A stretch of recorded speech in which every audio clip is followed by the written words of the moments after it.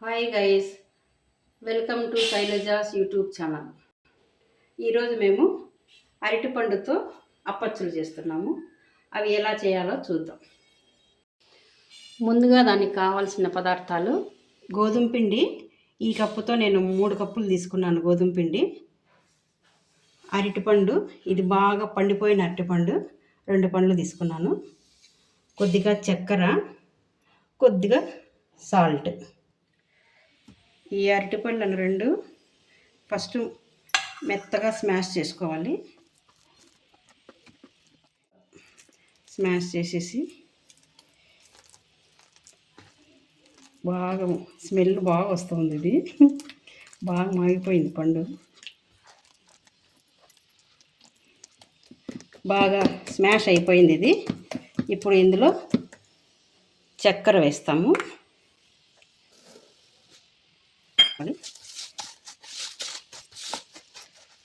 చక్కెర బాగా కలుపుకోవాలి. కొద్దిగా నీళ్లు పోసుకోవాలి. దీంట్లో బాగా కరిగిపోతుంది చక్కెర. ఇప్పుడు దీనిలో కొంచెము ఉప్పు వేసుకోవాలి.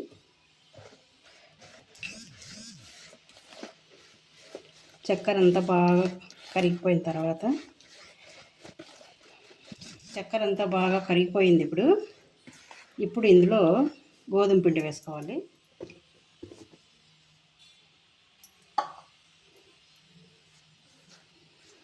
ఇలా గోధుమ పిండి వేసి కలపాలి.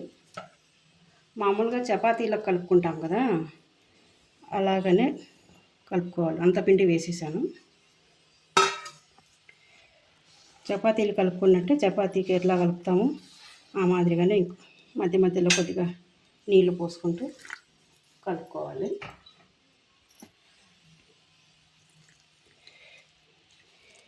ఇవి మా ఇంట్లో పండు మిగిలిపోయిందంటే అప్పుడప్పుడు చేస్తూ ఉంటాను. ఇవి నేను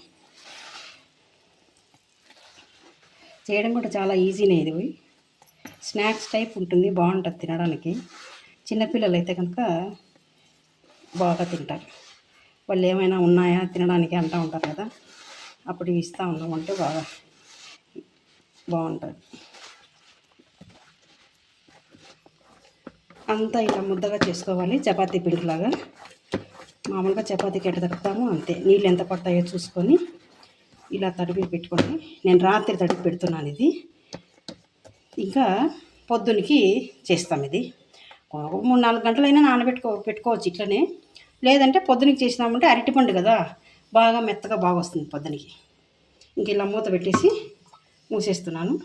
తర్వాత ఇంకా పొద్దునకి చూద్దాం దీన్ని. రాత్రి పెట్టిండేది ఇప్పుడు మార్నింగ్ తీస్తున్నాను. ఆహా, చూడండి ఎలా అయిందో. అరటిపండు కదా, కొంచెం ఇదా బుజబుజామని ఉంటుంది పిండి. దీన్ని ఇప్పుడు బాగా మెత్తగా పిసుకోవాలి. బాగా ఇలా చేసి వీటిని చిన్న చిన్న పీసులుగా కట్ చేసుకోవాలి. అట్లా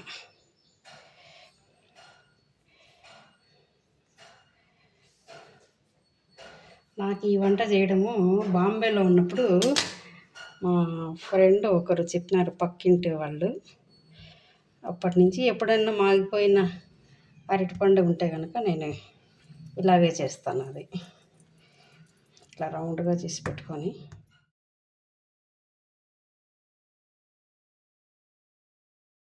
వీటన్నిటికీ కొద్దిగా నూనె ఇలా పెట్టుకొని ఒక డ్రాప్ అంతే, ఒక్కొక్క చుక్క. ఎందుకంటే రుద్దినప్పుడు అంటుకోకుండా ఉంటుంది, ఈజీగా రుద్దడానికి వీలవుతుంది. చిన్నగా అంతే, కొంచెం మందంగానే రుద్దుకోవాలి. అంత సైజ్ చాలు, అంతే.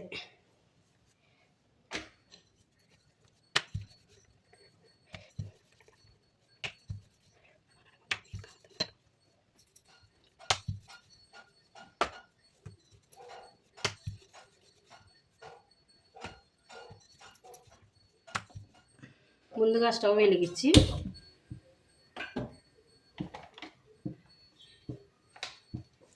నూనె పోసుకోవాలి.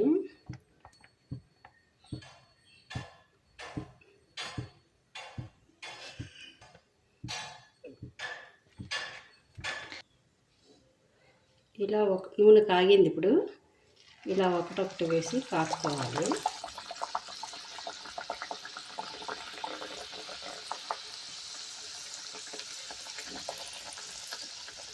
ఇంత బాగా పొంగుతాను చూడండి. పూర్లా పొంగుతున్నాయి చూడండి.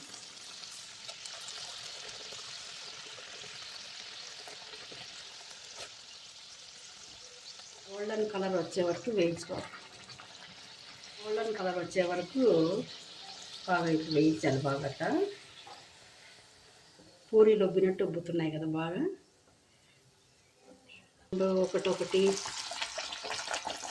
నిదానంగా కొద్దిగా సన్న మంట పెట్టుకొని వేయించుకోవాలి.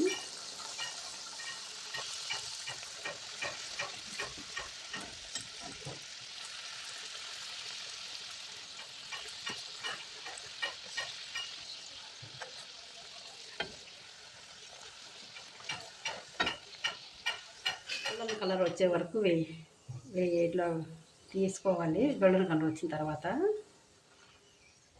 అది ఆ పక్కకి తిరిగిపోతుంది బాగా.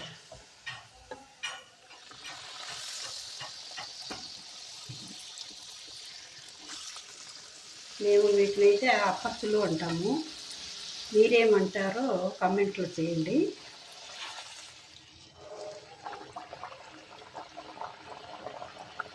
మేమైతే వీటికి కాంబినేషను ఊరగాయ వేసుకొని తింటాము. చాలా బాగుంటుంది. మీరు ఒకసారి ట్రై చేసి చూడండి.